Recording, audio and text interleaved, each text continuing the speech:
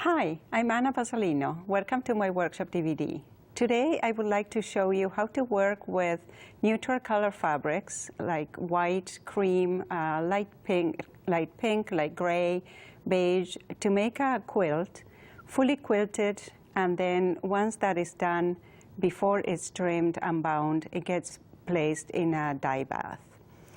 But before I go there, I would like to tell you a little bit about how I came about to work with this technique. I belong to an art quilt that there's about 7 of us, and every year we put out a challenge to ourselves. Last year's challenge was traditional with a twist.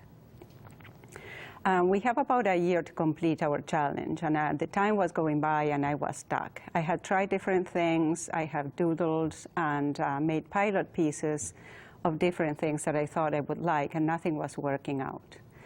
So I decided to go back to basics.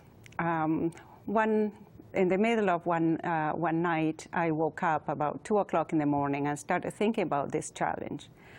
It was June, the deadline was drawing near, and I had nothing ready and no idea what to do. And thinking about it, I realized that there was a technique that I had been wanting to try for a while, and I hadn't found the time. So I got up and went to find the book. It is a book called Stitching to Dye by C. June Barnes from the UK. So once I had that done, I was feeling pretty happy with myself, so I went back to sleep. The next day I got up, and thank God it was a weekend, so I had time to go work on it. So I gathered all the fabrics that I had at home that knew could work and started sewing. And the first quilt I made for that challenge had to be 40 by 40, and it's this blue log cabin piece that you see here. So I started working with all the fabrics that I had on a log cabin, lopsided log cabin, and keeping only the center pieces constant with a piece of polycotton.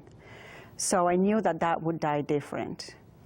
So a couple of weeks later, when the whole top was done and fully quilted, I put it in a dye bath and literally fell in love with the technique.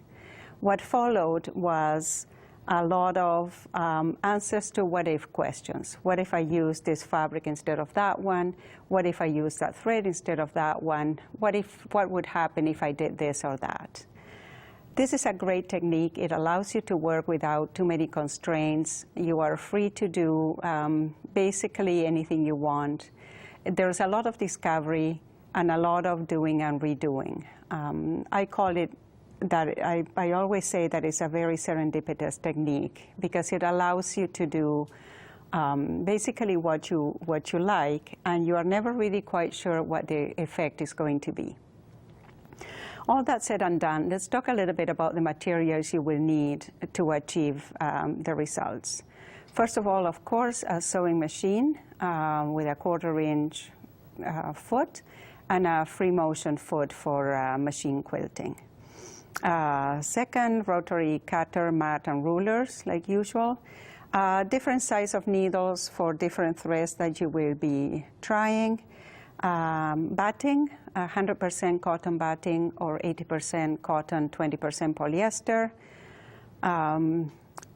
This is fusible interfacing. I like the one that looks like fabric, not the one that looks like paper. Wonder, pencil and an eraser. Fabrics, lots of them, different textures, and we are going to talk about fabrics a little bit later in the program.